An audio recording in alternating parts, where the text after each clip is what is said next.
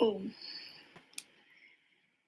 સદગુરુદેવની આજ્ઞાથી અત્યારનો સ્વાધ્યાય શરૂ કરીએ. સૌ પ્રથમ સ્તુતિ.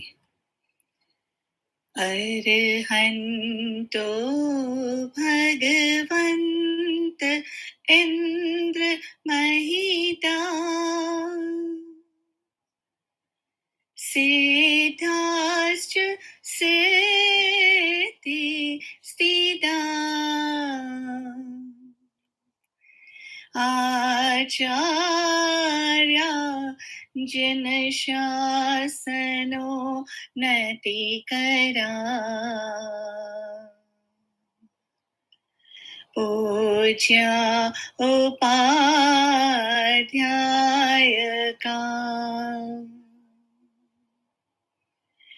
શ્રી સિદ્ધાંત સુપાઠકા મુનિવરા રત્નત્રયા રાધકા પંચેતે પરમેષ્ઠિનઃ પ્રતિદિનમ कुर्वन्तु नो मङ्गलम् कुर्वन्तु नो मङ्गलम् महादेव्या कुक्षिरत्नम् शब्दजितरवात्मजम् राजचन्द्र महं वन्दे तत्त्वलोचन दायकम् प्रभु तत्त्वलोचन दायकम् अज्ञान तिमिरान्धारा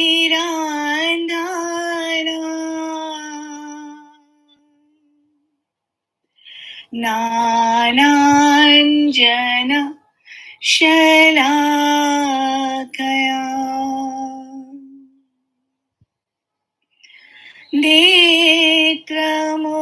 नेत्रमुन्मीलितं येन तस्मै श्री गुरवे नमः.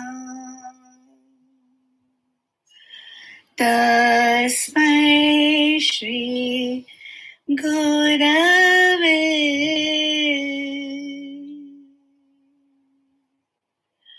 નમઃ.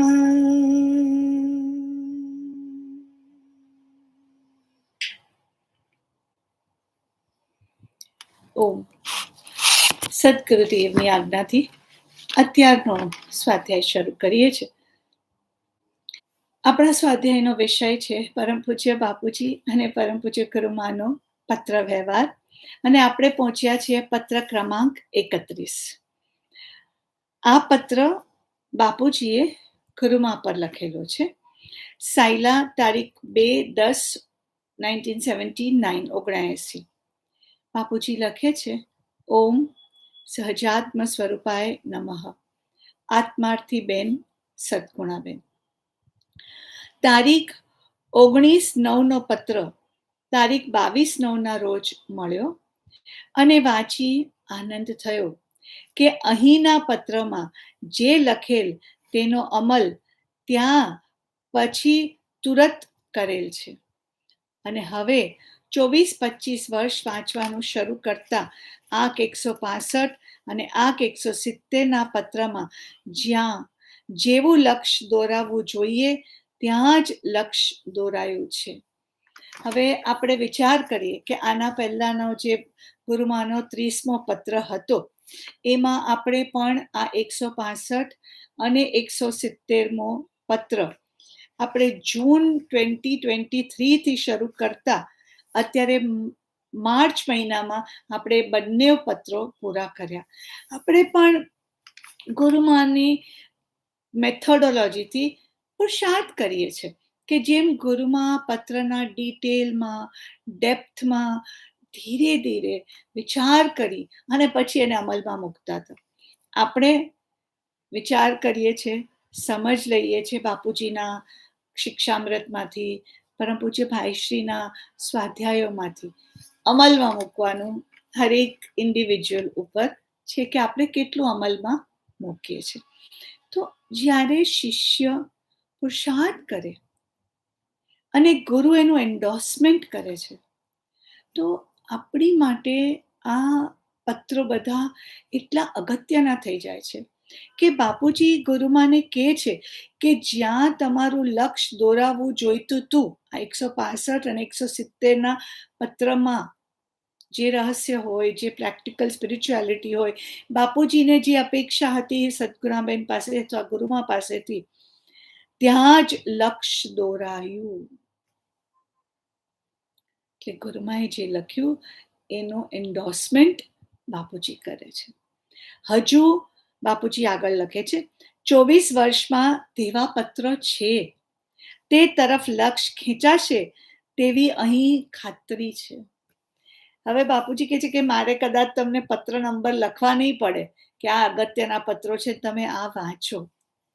કે છે તમારી અંદર જ એ શક્તિ, એ એબિલિટી ખીલી ગઈ છે કે તમને ખુદને ખબર પડશે કે 24-25મા વર્ષની અંદર બધી કૃપાળુદેવના વચનામૃતમાં એક કે એક પત્ર, એક કે એક શબ્દ અગત્યનો છે. પરંતુ અત્યારે ગુરુમાં સાધનામાં ગુરુગમ જ્ઞાનની પ્રાપ્તિ પછી કઈ રીતે આગળ વધવું, કૃપાળુદેવે કયા કયા પત્રોમાં પોતાની એ આંતરિક દશા લખી છે, પોતે સાધના કઈ રીતે કરી એ વાત કૃપાળુદેવે લખી છે. એ પત્રો તરફ બાપુજી કહે છે ગુરુમાને કે તમને પોતાને જ લક્ષ્ય જશે. તેની મહત્તા જેટલી સમજાશે તેટલું આત્માનું વીર્ય વધારે ફોરવાશે અને પ્રગતિ પણ તે પ્રમાણમાં થશે. આપણી માટે પણ આ બાપુજીનું વાક્ય કેટલું અગત્યનું છે. આપણે કેટલા વર્ષોથી વચનામૃત વાંચીએ છીએ અને 24-25મું વર્ષ તો આપણી માટે કેટલું અગત્યનું છે. 23મા વર્ષના અંતે સૌભાગભાઈ અને પરમ કૃપાળુ દેવનું ધન્ય મિલન થાય છે અને પછી 24મા વર્ષના પહેલા પત્રમાં જ કૃપાળુ દેવની શું અદ્ભુત દશા લખી છે. 165 અને પછી 170. તો એમ કહે છે બાપુજી કે જેટલી મહત્તા સમજાશે આ પત્રોની અગત્યતા, એનો ઇમ્પોર્ટન્સ, ફરી ફરી એને વાગોળવું, ફરી ફરી વાંચવું, ફરી ફરી આપણે ખુદ આપણા આત્માના ઉપયોગને એમાં લગાવવો કે મને આમાંથી કેટલું સમજાય છે, હું આને કેવી રીતે અમલમાં મૂકું. નિસ્પૃહપણું, નિર્ભયપણું, નિશંકપણું, આ બધા ગુણો આપણી ભીતર કેટલા ખીલ્યા છે. નિર્મૂંઝનપણું. તો જેટલી મહત્તા સમજાશે તેટલું શું થશે, આ ગુરુ કહે છે આત્માનું વીર્ય સ્ફુરાયમાન વધારે થશે અને આપણે આપણા આત્મા તરફ વધુ ને વધુ નિકટ જતા જશું. સાધના વેગવંતી થશે, બળવાળી થશે અને પ્રગતિ પણ તે પ્રમાણમાં થશે. આખી એની એક શૃંખલા છે. જેટલી સમજણ એટલું વીર્ય વધે, જેટલું વીર્ય વધે એટલી આપણી પ્રગતિ વધે. All correlated. છતાં બાપુજી કહે છે, બાપુજી ગુરુ તો કરુણાના સાગર હોય, એટલે ગુરુમાં તો લખે કે બાપુજી તમે બીજા પત્રો હવે એનું કાંઈ આગળ બીજા કોઈ પત્રાંક લખજો, એવું ગુરુમાએ લખેલું. તો બાપુજી કહે છે કે હવે તમે તમારી મેળે જ તમને સમજણ પડશે. છતાં બાપુજીની કરુણા કેવી છે. છતાં બાપુજી જ લખે છે, છતાં આંક 201 આજના પ્રભાતથી નિરંજન દેવની કોઈ, પછી ડેશ ડેશ ડેશ કર્યું છે, એટલે આખું વાક્ય, પ્રાપ્તિ કરાવીએ. મટુકીમાં નાખીને અદ્ભુત ભક્તિ કીર્તન ગાયું છે, તે તરફ ધ્યાન ખેંચું છું. 201 પત્રમાં આ વાત બાપુજીએ લખી. હવે બાપુજીનો પત્ર પૂરો કરી નાખીએ અને પછી આપણે 201 પત્રમાં પગ માંડીએ, પ્રયાણ કરીએ. તો બાપુજી કહે છે, ગયા પત્રમાં આંક લખ્યા ન હતા તેમ આ વખતે પણ લખવા ન હતા, છતાં એક આંક ઉપર મુજબ જણાવ્યો છે, તે તમુને બહુ ઉપયોગી થાય એવી તમારી ભૂમિકા છે. પૂર્ણ પ્રાપ્તિ છે ગુરુમાને, સાધના કરે છે, એકાગ્રતા સાધી છે અને અત્યંત વીર્યને ઉલ્સિત કરી અને પુરુષાર્થ કરી રહ્યા છે. એટલે ગુરુમાને કહે છે બાપુજી કે તમારી ભૂમિકાને આ બહુ ઉપયોગી પત્ર છે. ત્યારબાદ તમારો ટેલિફોન ખમાવવાનો આવ્યો, તેમાં મારા વતી આપના પૂજ્ય માજી, આપના પૂજ્ય સાસુજી, શ્રીમાન શેઠ સિયુષા અને ચી બેન મિનલબેનને ખમાવ્યા હશે, નહીતર ખમાવશો. એટલે બાપુજીએ ટેલિફોનમાં કીધું હશે બધાને, મિચ્છામી દુક્કડમ કહેજો, તો કે તમે કહી દેજો, ને ન કીધું હોય તો હવે કહી દેજો. ચિરંજીવી મિનલ કુમારીની સાથે પહેલા ઉપવાસના દિવસે વાત કરીને બહુ આનંદ થયો. બાપુજી સાથે વાત કરવી એ બી એક લાવો હતો. અને જ્યારે બાપુજી આવું કંઈ પણ લખે તો એટલો બધો ઉલ્લાસ આપણને આવે કે ગુરુના હૃદયમાં આપણે એક સ્થાન પ્રાપ્ત કર્યું છે. તમોને ખુશી મજામાં ચાહું છું. યાદ આવી જાય બાપુજીની એમનો પ્રેમ અને એમની કરુણા. લિખિતન સંત ચરણ સેવક લાડકચંદના આત્મભાવે વંદન. દાસાનું દાસપણે ગુરુની ભક્તિ કરવી, એવું કેટલી બધી જગાએ કૃપાળુદેવે લખ્યું છે. બાપુજી બી આવું લખતા, સંત ચરણ સેવક લાડકચંદના આત્મભાવે વંદન. જે સદગુરુના ચરણના ઉપાસક છે, સેવક છે, એવા બાપુજીના વંદન. તો હવે આપણે પત્રાંક 201 પરમ પૂજ્ય ભાઈશ્રીની આજ્ઞા લઈ, ખૂબ અગત્યનો પત્ર છે. બાપુજીને કહીએ કે તમે અમારા હૃદયમાં રહેજો, હોઠ પર વસજો અને જેટલી ઊંડાણથી આપણે આ પત્રની સમજણ લઈ શકીએ એવો આપણે પુરુષાર્થ કરીએ અને એથી જ ગુરુમાં જ્યાં પહોંચ્યા ત્યાં સુધી સદેહે મુક્તિની અનુભૂતિ સુધી આપણે પહોંચવા પુરુષાર્થી થઈએ. સદગુરુદેવની આજ્ઞાથી વચનામૃત પત્ર નંબર 201. વચનામૃત જો આપની પાસે હોય તો પાના નંબર છે 263.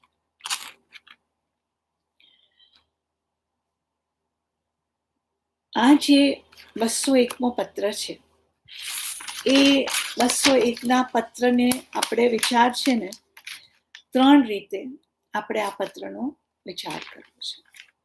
પહેલું તો કે આ પત્રની અંદર જે જ્ઞાની ભગવંતો થઈ ગયા છે એ લોકોના હૃદયમાં જે આ મોક્ષ માર્ગનું રહસ્ય રહેલું છે એ રહસ્યનું ઉદ્ઘાટન કૃપાળુદેવે આ પત્રમાં કર્યું છે. એટલે એક એ દ્રષ્ટિકોણથી આપણે આ પત્રનો વિચાર કરીશું. બીજું, આ પત્રની અંદર કૃપાળુદેવે પોતાની જે અદ્ભુત આંતરિક દશા છે એ દશા એમણે સૌભાગભાઈને લખી છે. આ પત્ર સૌભાગભાઈ ઉપર છે. તો કૃપાળુદેવના અંતરમાં પણ આપણે પ્રવેશ કરવાનો પુરુષાર્થ કરીએ, જાણીએ કે કૃપાળુદેવ કઈ અલૌકિક દશા અનુભવી રહ્યા છે. અને ત્રીજું, આ પત્રમાં ઓછામાં ઓછા 5 કે 6 વાક્યો એવા છે જે આપણને દર્શાવે છે કે પરમ કૃપાળુ દેવ અને સૌભાગભાઈ વચ્ચે જે અન્ય ગુરુ શિષ્યનો સંબંધ છે એની વાત અહીંયા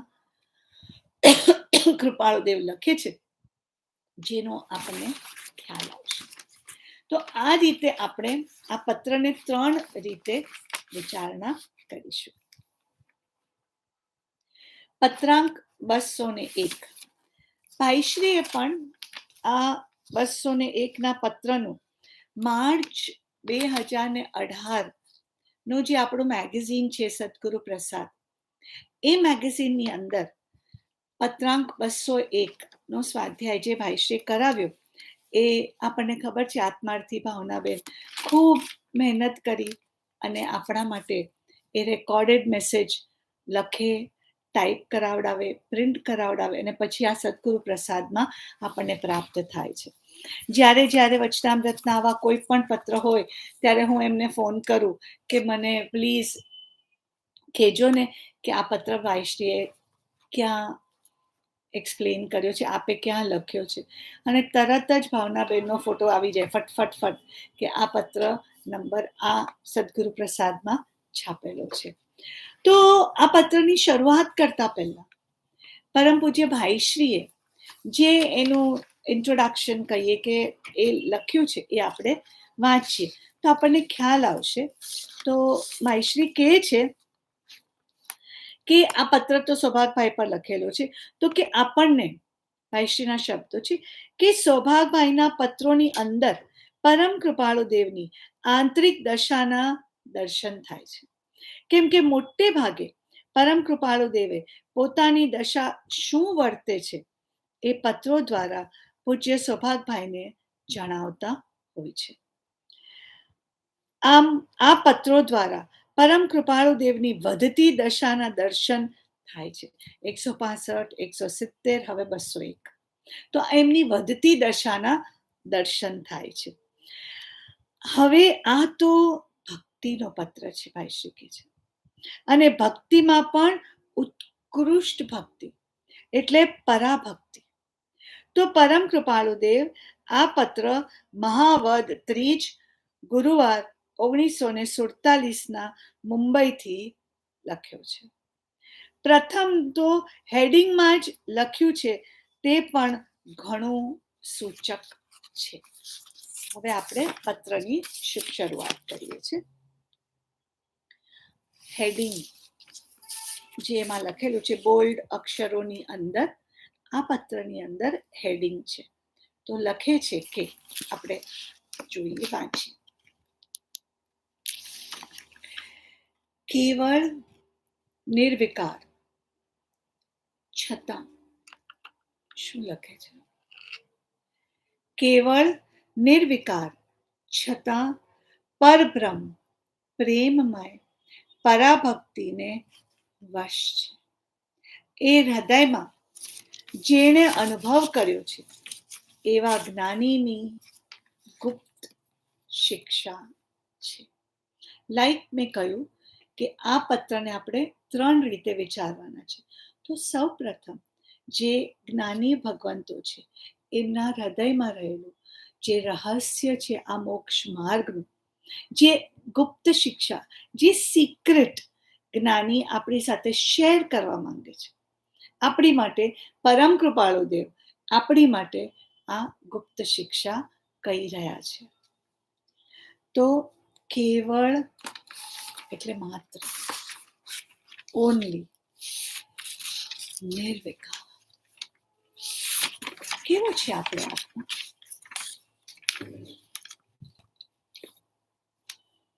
વિકાર રહિત, શુદ્ધ. કૃપાળુદેવ લખે છે અમુક જગા પત્રોમાં પ્રકૃષ્ટ શુદ્ધ, પ્યોરેસ્ટ ઓફ ધ પ્યોરેસ્ટ. વિભાવોથી, વિકલ્પોથી, વિકારોથી, વાસનાઓથી રહિત, પ્યોર સોલ. સો કેવળ નિર્વિકાર, શુદ્ધ, પ્રકૃષ્ટ શુદ્ધ આપણો આત્મા. છતાં પરબ્રહ્મ એટલે આત્મા, ભગવાન આત્મા, જેમ બાપુજી કહેતા, એ પરાભક્તિને વશ છે. પરાભક્તિ નવદા ભક્તિ છે, એમાં દસતા ભક્તિ પરાભક્તિ છે. કૃપાળુદેવ કહે છે કે પરાભક્તિ એ ઉત્તમ ભક્તિ છે. જ્ઞાની પુરુષના સર્વ ચરિત્રમાં ઐક્ય ભાવનો લક્ષ્ય થવાથી તેના હૃદયમાં બિરાજમાન પરમાત્મામાં ઐક્ય ભાવ એ પરાભક્તિ છે. રિપીટ કરું છું. ઉત્કૃષ્ટ પ્રકારની ભક્તિ, ઉત્તમ ભક્તિ જ્ઞાની પુરુષના સર્વ ચરિત્રમાં, જ્ઞાની પુરુષનું જે જીવન છે, મન વચન કાયાના યોગ, એના આંતરિક એની દશા, એ બધામાં ઐક્ય ભાવનો લક્ષ્ય થવાથી આ જ પરમાત્મા છે, આ જ આત્મ સ્વરૂપ છે, એમ તેના હૃદયમાં બિરાજમાન પરમાત્મા જે એ પોતે અનુભવ કરે છે, એની સાથે એકતાર થઈ જવું. એટલે તારો ને મારો આત્મા એક થઈ જાય છે. આ પરાભક્તિની છેવટની હદ છે. આત્મા અને પરમાત્માનું એક રૂપ થઈ જવું તે પરમાત્માની છે, પરાભક્તિની છેવટની હદ છે. આ જ લય રહેવી, આપણે બોલી તો શકીએ તારો મારો આત્મા એક છે, પણ એક જ લય રહેવી, કન્ટિન્યુઅસલી આ ભાવમાં જીવન જીવવું ઉત્કૃષ્ટ વાત છે. પણ આપણને ખબર તો પડે છે કે આવી પણ ભક્તિ હોય. એટલે આ સેડ કે સેકન્ડ પ્રકાર એવો છે કે કૃપાળુદેવની આંતરિક દશાની ખબર પડે જ્યાં એમણે આ ભક્તિને ગાઈ છે. આપણે થોડુંક 223માં પત્રની એક ઝાંખી, એક પેરેગ્રાફ વાંચીએ જે પરાભક્તિને કનેક્ટેડ છે, જેનાથી આપણી જે આ સમજણ છે પરાભક્તિની એ થોડી વધુ આપણે ઊંડાણથી લેવાનો પ્રયત્ન અને પુરુષાર્થ કરીએ. તો કૃપાળુદેવ લખે છે કે પરમાત્મા અને આત્માનો એક રૂપ થઈ જવું. આપણો આત્મા ભગવાન આત્મા જેવો થઈ જાય, એક રૂપ થઈ જાય, તે પરાભક્તિની છેવટની હદ છે. એપિટોમ ઓફ ભક્તિ, હાઈટ ઓફ ભક્તિ. એક એ જ લય રહેવી તે પરાભક્તિ છે. ક્ષણિક સદગુરુની નિશ્રામાં સાધનાની ઉત્કૃષ્ટ એકાગ્રતા અને ભક્તિ હોય તો ક્ષણિક એવું લાગે, એવી અનુભૂતિ થાય, પણ આ તો કે છે એ જ લય રહેવી આ જ્ઞાનીઓની દશા છે, એ પરાભક્તિ છે. પરમ મહાત્મા ગોપાંગનાઓ મહાત્મા વાસુદેવની ભક્તિમાં એ જ પ્રકારે રહેતી હતી. ગોપીઓની ભક્તિની વાત કરે છે કૃપાળુદેવ. અને આપણને ખબર છે કે ઘર કામ બધા કરે ગોપીઓ, પણ એમની ચિત્ત વૃત્તિ વાસુદેવમાં, કૃષ્ણમાં રહેતી. વાંસળી વાગે ને કૃષ્ણની ગોપીઓ દોડે, કામ બધા અડધા મૂકીને. આ એક લયતા, એની પરાકાષ્ઠા ની વાત અહીંયા કરે છે. પરમાત્માને નિરંજન અને નિર્દેહ રૂપે ચિંતવીએ જીવને આ લય આવવી વિકટ છે. એકચ્યુઅલી આત્મા તો પરબ્રહ્મ નિર્વિકારી છે. એને રૂપ નથી, રસ નથી, ગંધ નથી, સ્પર્શ નથી, આકાર નથી, અરૂપી છે આત્મા. હવે આવાને આત્માને પ્રાપ્ત કરવો એ ડિફિકલ્ટ છે. માટે એટલા માટે જેને પરમાત્માનો સાક્ષાત્કાર થયો છે, જે જ્ઞાની ભગવંતોએ પોતાના આ ભગવાન આત્માની પ્રાપ્તિ કરી છે, એક લયતા છે, સતત સહજ આત્મ સ્વરૂપમાં નિમગ્ન છે, છતાં પૂર્વ કર્મ મુજબ મન વચન કાયાના યોગ કાર્યરત છે. તો કે છે કે બીકોઝ અરૂપી આત્માને નિર્દેહ રૂપે ચિંતવવું મુશ્કેલ છે, માટે જેને પરમાત્માનો સાક્ષાત્કાર થયો છે એવો દેહધારી પરમાત્મા તે પરાભક્તિનું પરમ કારણ છે. એટલે આપણે સદગુરુદેવની ભક્તિ કરવાની છે, પણ લક્ષ્ય એમના આત્મા તરફ છે, એમની આત્મિક દશા તરફ છે, એમની સ્વરૂપસ્થ નિમગ્નતા તરફ લક્ષ્ય છે. આ બહુ ઇમ્પોર્ટન્ટ છે. વ્યક્તિ પૂજા નથી, એના ગુણોની, એની આત્મિક દશાનું પૂજન છે. કારણ કે મારે એ વ્યક્તિ જેવું નથી બનવું, મારે એની આંતરિક દશા મુજબ બનવું છે. કારણ કે એ વ્યક્તિ તો કર્મ અધીન છે. જેવા કર્મ એમના જેવા કર્મ ઉદયમાં હોય એ પ્રમાણે આપણે એમનું વર્તન જોઈએ, પણ આંતરિક અંદરથી કેટલા નિર્લેપ, નિસંગ, નિસ્પૃહ, નિર્ભય, નિરાંતમાં છે, એ દશા તરફ લક્ષ્ય કરવાનું છે. તે જ્ઞાની પુરુષના સર્વ ચરિત્રમાં ઐક્ય ભાવનો લક્ષ્ય થવા, જ્યારે આપણે એ જ્ઞાનીના ચરિત્ર પર, આંતરિક ચારિત્ર પર લક્ષ્ય થશે તો શું થશે? તેના હૃદયમાં બિરાજમાન પરમાત્માનો ઐક્ય ભાવ હોય છે, એ પરાભક્તિ છે. જ્યારે આપણને એમના આંતરિક ચારિત્ર પર લક્ષ્ય થાય ત્યારે આપણને શું જણાશે? કે એમનો જ્ઞાનીનો પરમાત્મા સાથે ઐક્ય ભાવ થઈ ગયો છે, પોતે પોતાના આત્મા સાથે એકાકાર છે, એક લયબદ્ધતા છે, એક રસરૂપ છે. આ જ પરાભક્તિ છે. આપણે અત્યારે એટલે વાંચીએ છીએ કારણ કે હેડિંગમાં છે કેવળ બ્રહ્મરૂપ પરાભક્તિની વાત કૃપાળુદેવે કરેલી છે. ને કૃપાળુદેવ 201ના પત્રના હેડિંગમાં આપણને શું કહે છે કે પરબ્રહ્મ પ્રેમમય પરાભક્તિને વશ છે. એટલે આપણે પણ આ પરાભક્તિ સમજવી પડે, જગાડવી પડે, તો જ પરબ્રહ્મની પ્રાપ્તિ થાય. અને આપણો લક્ષ્ય ધ્યેય એક જ છે કે મારે કોઈ પણ રીતે મારા ભગવાન આત્માની પ્રાપ્તિ કરવી છે. Therefore, આ પરાભક્તિ સમજવી બહુ જ અગત્યની છે.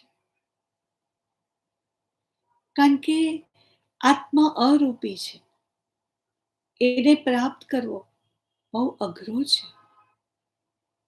પણ દેહધારી પરમાત્મા હોય, જ્ઞાની હોય, તો આપણે એને જોઈ શકીએ છીએ, એની ભક્તિ કરીએ, આંતરિક ચેષ્ટાને અનુભવીએ, નિહાળીએ.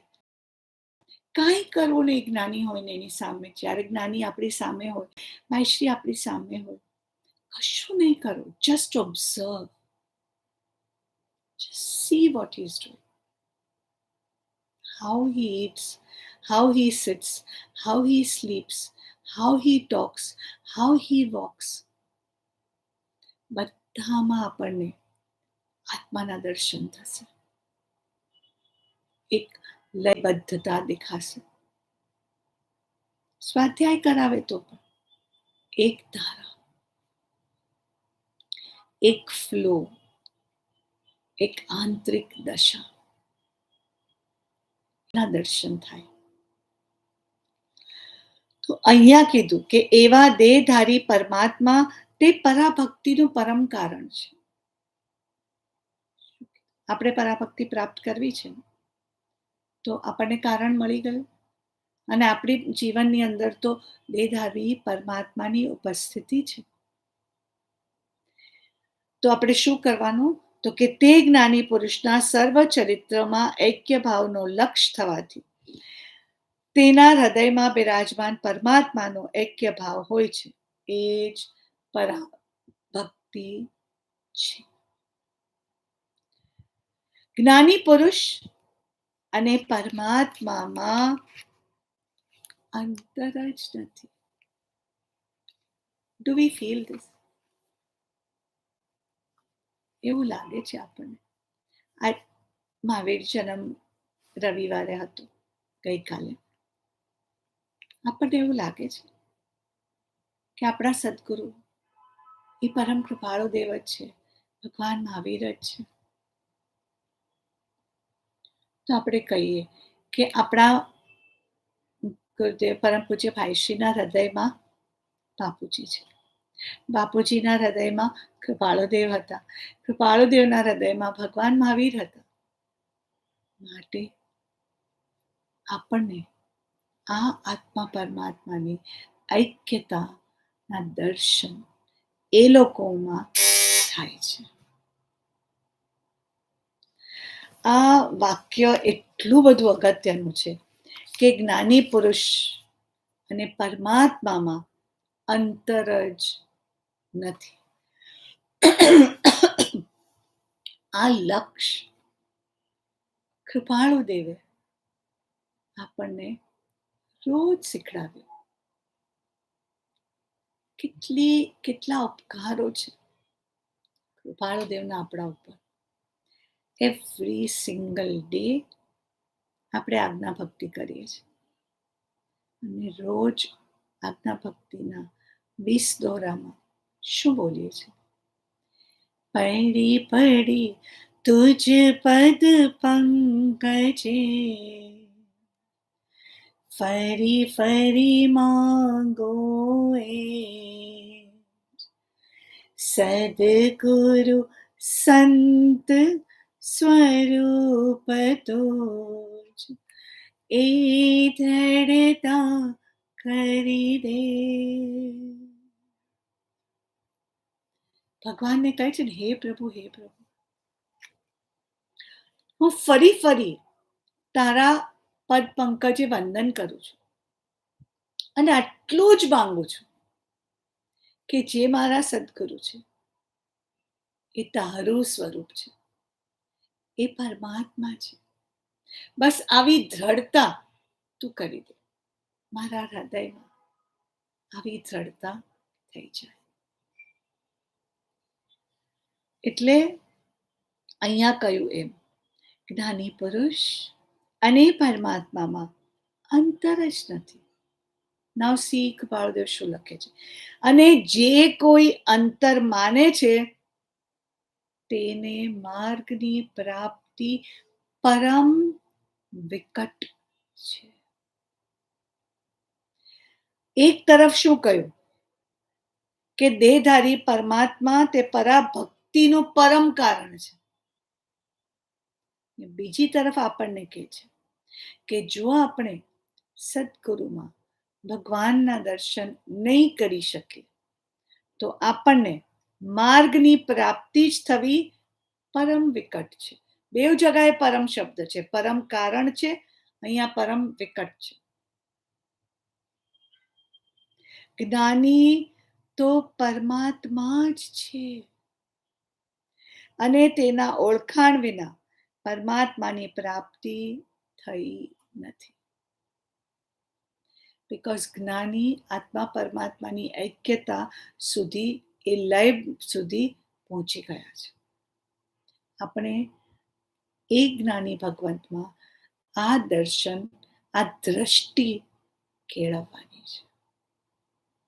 માટે સર્વ પ્રકારે ભક્તિ કરવા યોગ્ય એવી દેહધારી દિવ્ય મૂર્તિ જ્ઞાની રૂપ પરમાત્માની તે નમસ્કાર આદિ ભક્તિથી માંડી પરાભક્તિના અંત સુધી એક લયે આરાધવી એવો શાસ્ત્ર લક્ષ્ય છે. નવધા ભક્તિ છે, શ્રવણ ભક્તિ, ત્યાર પછી કીર્તન, પછી સ્મરણ, પછી પાદ સેવન, અર્ચન ભક્તિ, વંદન, દાસ્ય, સખા ભક્તિ અને છેલ્લું આત્મનિવેદન, સમર્પણ ભાવ. અને કૃપાળુ દેવ તો પોતાના પત્રોમાં આશ્રય ભક્તિ બી લખે છે કે આપણે સદગુરુના આશ્રયમાં રહેવું, સમર્પણ ભક્તિ, then આશ્રય એની સાથે, અને ધેન આ પરાભક્તિ આવે છે. એટલે અહીંયા જે નમસ્કાર આદિ ભક્તિથી માંડીને, એટલે આ નવધા ભક્તિથી માંડીને પરાભક્તિના અંત સુધી એક લયે આરાધવી, એમ કૃપાળુદેવ કે હું નથી કહેતો, શાસ્ત્રોએ લક્ષ્ય દોર્યો છે કે દેહધારી દિવ્ય મૂર્તિ જ્ઞાની રૂપ પરમાત્માની આ રીતે ભક્તિ કરવી તો ભગવાન આત્મા પ્રાપ્ત થાય.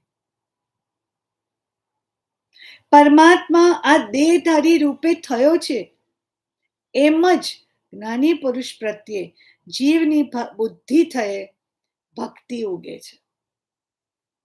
શ્રી કૃપાળુદેવ કહે છે કે સત્પુરુષમાં પરમાત્મા તુલ્ય ભક્તિ રાખો. હાઉ ટુ કીપ એ પણ કૃપાળુદેવ કરુણા કરીને આપણને કહે છે. શું કહે છે કે પરમાત્મા આ દેહધારી રૂપે થયો છે એમ જ જ્ઞાની પુરુષ પ્રત્યે જીવની બુદ્ધિ, પહેલા બુદ્ધિથી સ્વીકાર કરવું પડે. Thought, mind, action. તો ભીતરથી એ ભક્તિ ઉગશે. ઓલ ધીઝ 9 પ્રકારની ભક્તિ શરૂ થઈ જશે.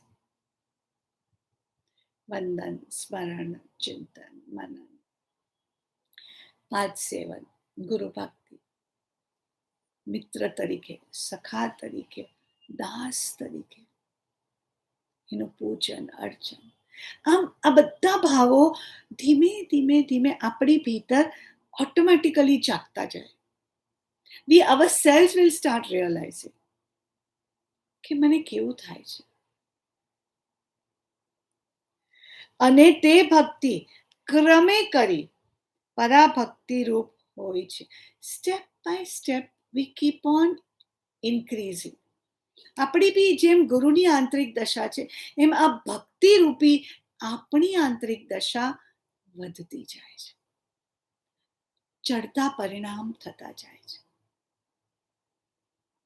આ વિશે શ્રીમદ ભાગવતમાં, ભગવદ્ ગીતામાં પણ ઘણા ભેદ પ્રકાશિત કરી આ જ લક્ષ્ય પ્રશંસ્યો છે. અહીંયા બી કૃપાળુદેવે ભગવદ્ ગીતાની અને શ્રીમદ ભાગવત બંનેની વાત કરી. ભગવદ્ ગીતામાં અર્જુનને જે બોધ શ્રી કૃષ્ણએ આપ્યો છે એ બોધ છે કે તારે તારા કર્મ કરવાના, ફળની અપેક્ષા નહીં રાખવાની. અને જે શ્રીમદ ભાગવત છે એક પુરાણ છે, એ પુરાણ જે 18 પુરાણમાંથી એક પુરાણ છે, ઘણા બધા 18,000 કેવા કાંઈની અંદર શ્લોક છે, પણ એ બધું કૃષ્ણની લીલા છે, એની અંદર વર્ણવેલી છે. એટલે અહીંયા કે છે કે આ જે પરાભક્તિની વાત કરે છે કૃપાળુદેવ, તો એ ભક્તિની વાત ભગવદ્ ગીતામાં પણ છે અને શ્રીમદ ભાગવતમાં પણ છે. બંને જગાએ એનો ભેદ પ્રકાશ, એમાં જે રહસ્ય છે એનો પ્રકાશ વેદવ્યાસજી એ કરેલો છે. અધિક શું કહેવું, કૃપાળુદેવ કહે છે. જ્ઞાની તીર્થંકર દેવમાં લક્ષ થવા જૈનમાં પણ પંચ પરમેષ્ઠી મંત્રમાં નમો અરિહંત તાણમ પદ પછી સિદ્ધને નમસ્કાર કર્યા છે. એ જ ભક્તિ માટે એમ સૂચવે છે કે પ્રથમ જ્ઞાની પુરુષની ભક્તિ અને એ જ પરમાત્માની પ્રાપ્તિ અને ભક્તિનો નિદાન છે, રીઝન છે, કારણ છે. નાઉ આપણે વિચાર કરવાનો છે. આ પરાભક્તિ એટલે આપણે સમજીએ, કારણ કે જે આપણો પત્ર છે એમાં કહે છે કે પરબ્રહ્મને, આપણા આત્માને પ્રાપ્ત કરવો હોય તો પરાભક્તિ જરૂરી છે. કારણ કે જે આપણો ભગવાન આત્મા છે એ નિર્વિકાર છે, છતાં એ પ્રેમમય પરાભક્તિને વશ છે. આપણે આવી એકાગ્રતા, આવી ભક્તિ આપણા હૃદયમાં, આપણા જીવનમાં કેળવીએ, કરીએ તો આપણે પણ આપણા આત્માની અનુભૂતિ કરી શકીએ. આગળ લખે છે કૃપાળુદેવ, એ હૃદયમાં જેણે અનુભવ કર્યો છે, આ વસ્તુ જેણે પરાભક્તિની અનુભૂતિ કરી અને પરાભક્તિની છેવટની હદ સુધી પહોંચી અને પોતાના આત્માની અનુભૂતિ કરી અને એ આત્મામાં સતત નિમગ્ન છે, એવા જ્ઞાનીઓની આ ગુપ્ત શિક્ષા છે. આ બોલ્ડ અક્ષરોની અંદર કૃપાળુદેવે આ સિક્રેટ, આ રહસ્ય આપણને કહ્યું. જે પરમાત્માની અનુભૂતિ કરી છે, જેમને કેવલ જ્ઞાનની પ્રાપ્તિ છે, એવા તીર્થંકરોએ પણ આ જ વાત કહી છે. એટલે કૃપાળુદેવે કીધું, પહેલા નમો અરિહંતાણમ, જેને આંતર શત્રુને ઉપર જીત મેળવી છે અને કેવલ જ્ઞાનની પ્રાપ્તિ કરી છે. પહેલા એમના ગુણોને વંદન, પછી સિદ્ધ પરમાત્માને વંદન કર્યા છે. હવે આવી રીતે આટલી ઊંડાણથી આપણે આ ભક્તિનું રહસ્ય સમજીએ. બિકોઝ આપણે અરૂપી આત્માને અનુભવવું છે. તો જે માર્ગ, એટલે જે આપણા પત્ર સમજવાનું પહેલું કારણ કે જ્ઞાનીના હૃદયમાં રહેલું રહસ્ય આપણને પ્રાપ્ત કરાવ્યું કૃપાળુદેવે. હવે આપણે આગળ વાંચીએ. અત્ર નાઉ ધ સેકન્ડ સ્ટેપ જે આપણે વિચારતા હતા કે આ પત્રની અંદર કૃપાળુદેવ પોતાની આંતરિક દશા પૂજ્ય સૌભાગભાઈને લખે છે. તો કહે છે કે અત્ર પરમ આનંદ છે, અસંગ વૃત્તિ હોવાથી સમુદાયમાં રહેવું બહુ વિકટ છે. અસંગ વૃત્તિનો પહેલા વિચાર, 12 ઉપાંગનો સાર, વૃત્તિનો ક્ષય. વૃત્તિ એટલે આપણા ઇન્ક્લિનેશન્સ, આપણી ઇમોશન્સ, આપણા પેશન્સ, આપણા ડિઝાયર્સ. આપણે વિચાર કરીએ, કૃપાળુદેવ સમાજની વચ્ચે રહે છે, પરિવારની વચ્ચે રહે છે, વેપાર કરે છે, 24મું વર્ષ ચાલે છે, માતા પિતા, ભાઈ બહેન બધા છે, ગાંધીજી જેવા મિત્ર પણ છે, છતાં અસંગ વૃત્તિ છે. એમની વૃત્તિ કેવી છે? કોઈની સાથે અટેચ્ડ.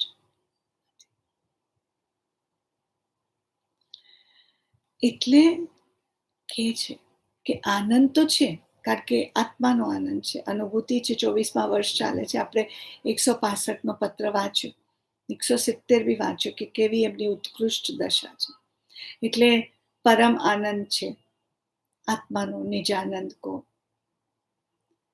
નિત્ય આનંદ છે.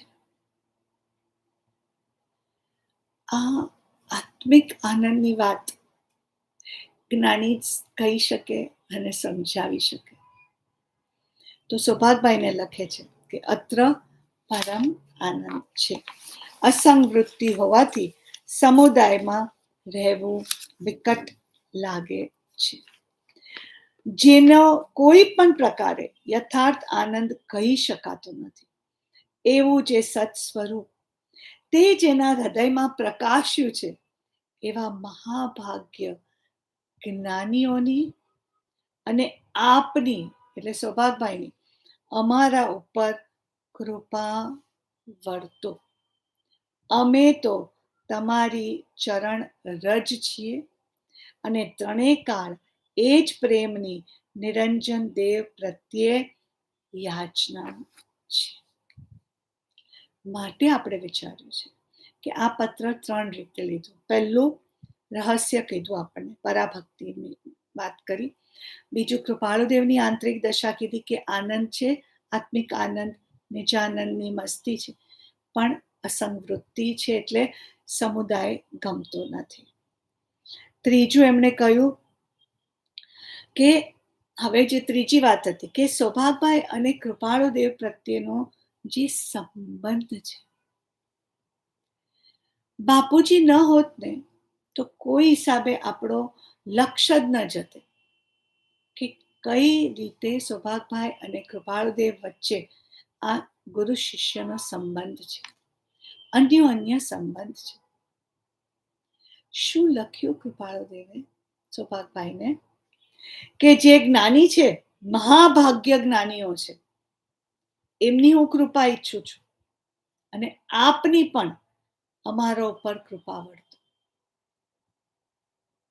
That is first.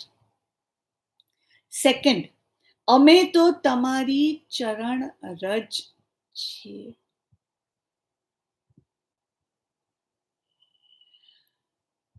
કઈ ખબર પડે છે?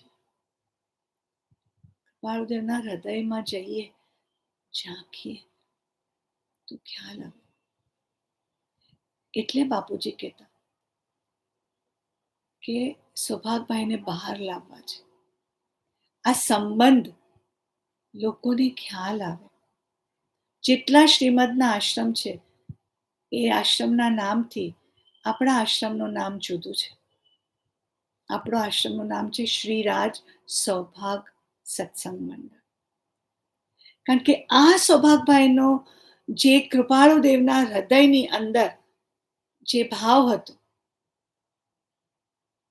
એ સમજવું એ બાપુજી અને સાયલાના ગુરુવર્યોએ આપણી સમક્ષ મૂક્યું. આ પત્રની અંદર આ 5 કે 6 આવા વાક્યો કૃપાળુદેવે પૂજ્ય સૌભાગભાઈ સાથેના સંબંધને દર્શાવતા આ વાક્યો છે. આ એમનું હૃદય બોલે છે. તો કે તમારી કૃપા, જ્ઞાની ભગવંતોની સાથે કૃપાળુદેવ સૌભાગભાઈની કૃપા ઈચ્છે છે અને અમે તો તમારી ચરણ રજ છીએ એન્ડ ત્રણેય કાળ ભૂત, ભવિષ્ય, વર્તમાન એ જ પ્રેમની નિરંજન દેવ પ્રત્યે યાચના કરે છે. ભગવાનને કહે છે કે મારો પ્રેમ આવો જ રે સૌભાગભાઈ પ્રત્યે. નહીં તો જ્ઞાની કાંઈ ઈચ્છે? જે આવી આત્માની મસ્તીમાં હોય એને શું ઈચ્છવાની જરૂર?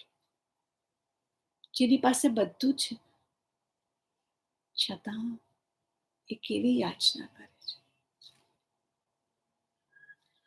સો ફર્સ્ટ થિંગ, જ્ઞાની ભગવંતે જે રહસ્ય આપ્યું કે પરાભક્તિ જાગશે, આત્મા પરમાત્માની ઐક્યતા, એ દેહધારી જ્ઞાનીમાં પરમાત્મા બુદ્ધિ કરવાથી એ ભક્તિ જાગશે. આ રહસ્ય છે. એટલે એક એ વિચારણા કરી. આંતરિક દશા કૃપાળુદેવની આ આખા પત્રની અંદર આવ્યા કરશે. તો એ આપણે આ પત્ર જ્યાં સુધી ચાલશે, જેટલા સ્વાધ્યાયો સુધી, ત્યાં સુધી એ કૃપાળુદેવની આંતરિક દશા આપણને ખ્યાલમાં આવશે.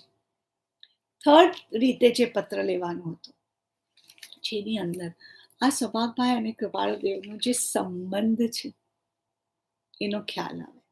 તો એ જે 5-6 સેન્ટેન્સીસ છે ને એ આપણે અત્યારે લઈ લઈએ, અને પછીના જેટલા સ્વાધ્યાયો થશે એમાં આ પત્રની અંદર જે પરાભક્તિની વાત કૃપાળુદેવ કહે છે, જે પોતે અનુભવે છે, જેનો લક્ષ્ય બાપુજીએ ગુરુમાને કર્યો છે કે વાય ધીસ પત્ર ઇઝ ટુ બી રેડ, એ આપણે આગળના સ્વાધ્યાયોની અંદર લઈશું. અત્યારે વી સ્ટાર્ટ વિથ ધીસ સેન્ટેન્સીસ. તો પહેલું એમણે લખ્યું, અમારા ઉપર આપની કૃપા વર્તો જ્ઞાની મહાજ્ઞાનીઓની સાથે. સેકન્ડ, અમે તો તમારી ચરણ રજ છીએ. થર્ડ, ત્રણેય કાળ એ જ પ્રેમની નિરંજન દેવ પાસે યાચના કરીએ છીએ. ચોથું, આ જ પત્રમાં છે, તમારો સહવાસ પણ અમને અસંગતા છે. શું કે છે? અમે અસંગતાને ઈચ્છીએ છીએ અને તમારો સહવાસ પણ અસંગતા જ છે, એથી પણ વિશેષ અમને પ્રિય છે. શરૂઆતમાં શું લખ્યું? અસંગ વૃત્તિ છે, એટલે સમુદાય નથી ગમતું. પણ સૌભાગભાઈને શું કહે છે કે તમારો સહવાસ અસંગતા જ છે અને એનાથી વિશેષ છે. અન્ડરસ્ટેન્ડ? આપણા રોમ ઉલ્સિત થઈ જાય કે આ કેવો રોમાન્સ છે સૌભાગભાઈ અને કૃપાળુદેવ વચ્ચે. તો આ ચોથું સેન્ટેન્સ છે. ત્યાર પછી કે છે કે મણીને મોકલેલી વચનાવલીમાં આપની પ્રસન્નતા, એટલે સૌભાગભાઈની પ્રસન્નતાથી અમારી પ્રસન્નતાને ઉત્તેજનની પ્રાપ્તિ થઈ. તમારી ખુશીથી હું આનંદિત થયો. આપણે કોને આવું કહીએ? આ એક એક સેન્ટન્સની અંદર રહેલો કૃપાળુદેવના હૃદયમાં સૌભાગભાઈ પ્રત્યેનો જે ભાવ, અહોભાવ, પ્રીતિ, ભક્તિ, એ આપણને જણાય છે. તો પાંચમી વાત કે તમે પ્રસન્ન, આપની પ્રસન્નતાથી અમારી પ્રસન્નતાને ઉત્તેજનની પ્રાપ્તિ થઈ છે. પછી શું કે છે પત્રના અંતમાં? છઠ્ઠી વસ્તુ, વિશેષ આપની કૃપા દ્રષ્ટિ એ જ કે છે કે કંઈ લખ્યું જતું નથી, પરમ આનંદ છે પણ અસત્સંગ છે, અર્થાત સત્સંગ નથી. વિશેષ આપની કૃપા દ્રષ્ટિ એ જ. અને પત્ર પૂરો કરવામાં સહી વિદ્યમાન આજ્ઞાંકિતના દંડવત. શું લખ્યું? આજ્ઞાંકિતના દંડવત. આ કેવું પત્ર છે! આ કૃપાળુદેવ કઈ રીતે સૌભાગભાઈ સાથે ના સંબંધની વાતો જાહેર કરે છે. આપણા સુધી, આપણા હૃદયમાં કેવા ભાવો જાગે. એટલે આપણે રોજ આશ્રમની અંદર ફેરી કરીએ છીએ, જ્યારે બધે જઈએ છીએ તો સૌભાગ સ્મૃતિમાં જઈએ છીએ. એ શું કહીએ છીએ? આંખ મારી ઉઘડે ત્યાં રાજ સૌભાગ્ય દેખો. આંખ મારી ઉઘડે ત્યાં રાજ સૌભાગ્ય દેખો. ધન્ય મારું જીવન કૃપાએની લેખો. ધન્ય મારું જીવન કૃપાએની લેખો.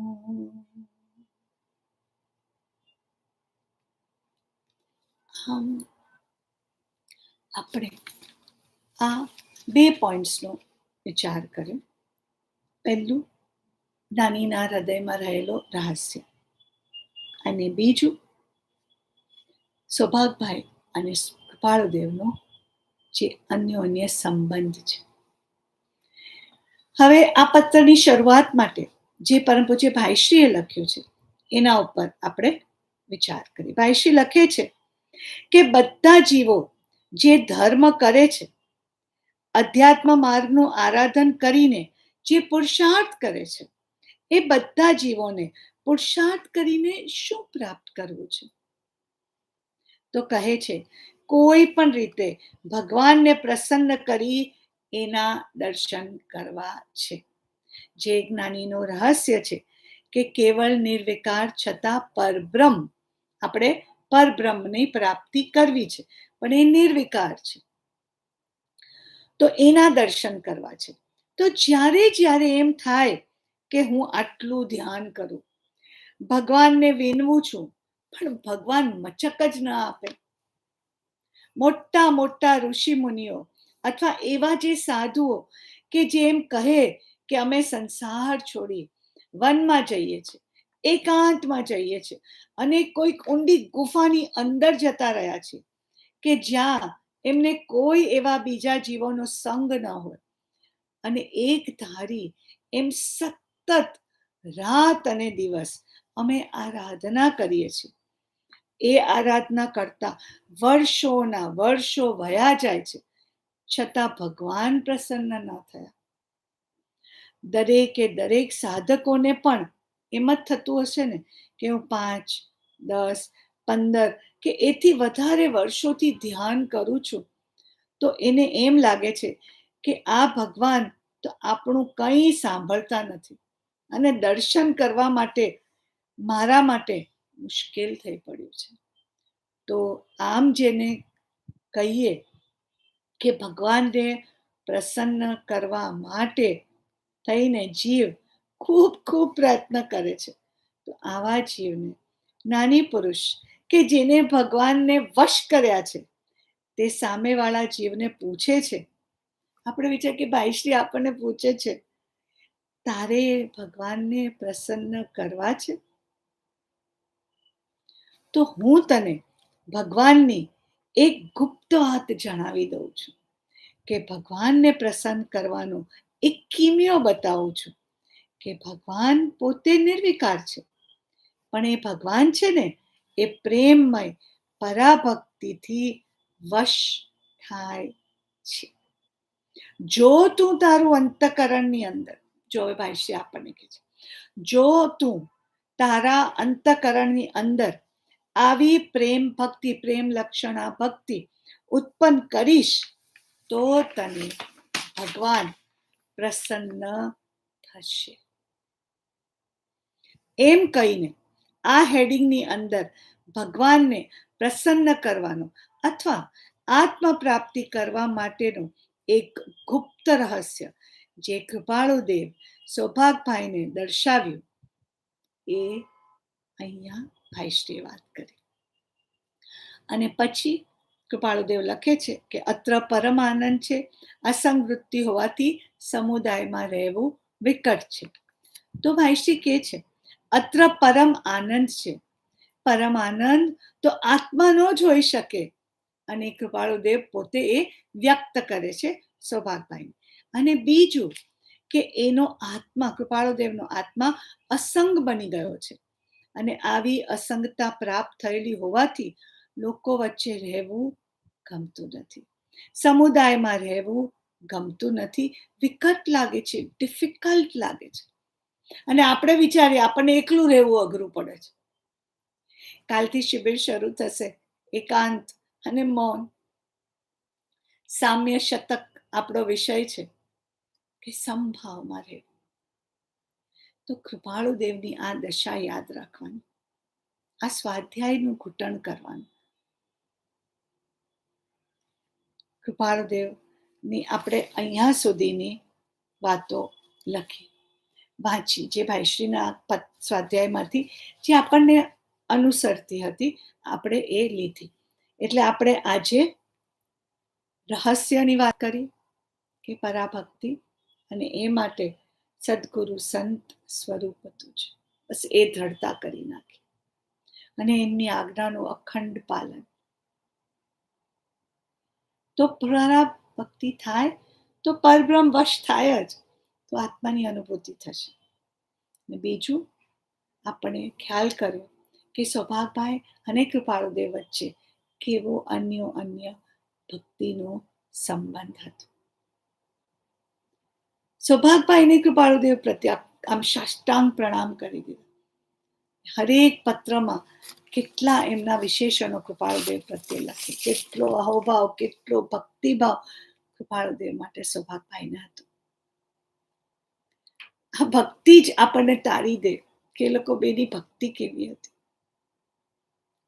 અને પછી હવે આપણે નેક્સ્ટ ટાઈમના સ્વાધ્યાયથી આ કૃપાળુદેવની જે દશા છે અને જે બાપુજીએ લક્ષ્ય ગુરુમાનું દોર્યું કે આજના પ્રભાતથી નિરંજન દેવની કોઈ અદ્ભુત અનુગ્રહતા પ્રકાશી છે, એ તરફ આપણે આગળ આવતા સ્વાધ્યાયમાં વધીશું.